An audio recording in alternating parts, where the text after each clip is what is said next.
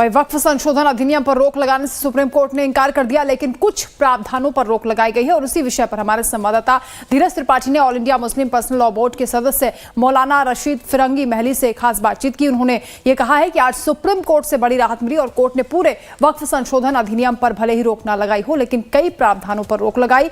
वक्फ संपत्तियों के निर्धारण वाली धारा पर रोक लगाई है। ये और उनकी बड़ी जीत है। सुनिए क्या कुछ कहा।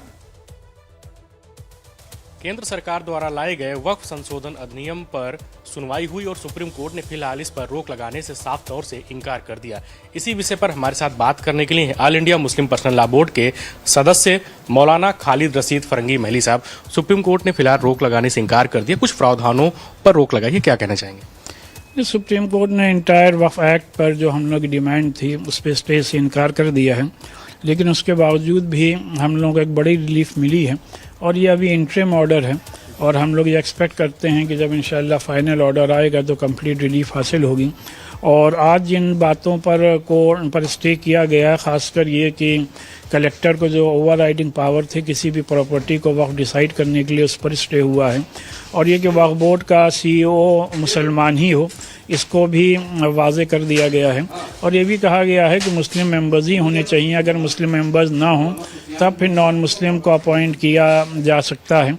तो ये ऐसे डिसीशंस हैं जिनको हम लोग वेलकम करते हैं।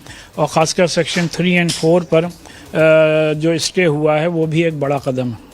सरकारी संपत्ति पर अतिक्रमण को लेकर जो निर्धारण करने वाली जो धारा थी उस पर रोक लगाई गई थी, यह एक बड़ी जीत है आप लोगों की। या आगे की क्या स्ट्रेटजी रहने वाली है?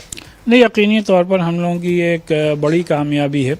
और जो कि जैसा कि आप सब जानते हैं कि अभी एक इंटरिम ऑर्डर है और जब कभी भी फाइनल फैसला आएगा तो जो कि हम लोग शुरू से कह रहे हैं कि इस अमेंडमेंट में कई ऐसे प्रोविजंस हैं जो अपने मुल्क के आर्टिकल 14, 15, 25 और 26 और 300A को वायलेट करते हैं। तो इसकी रोशनी में हम लोग उम्मीद करते हैं कि बड़ी राहत हासिल होगी।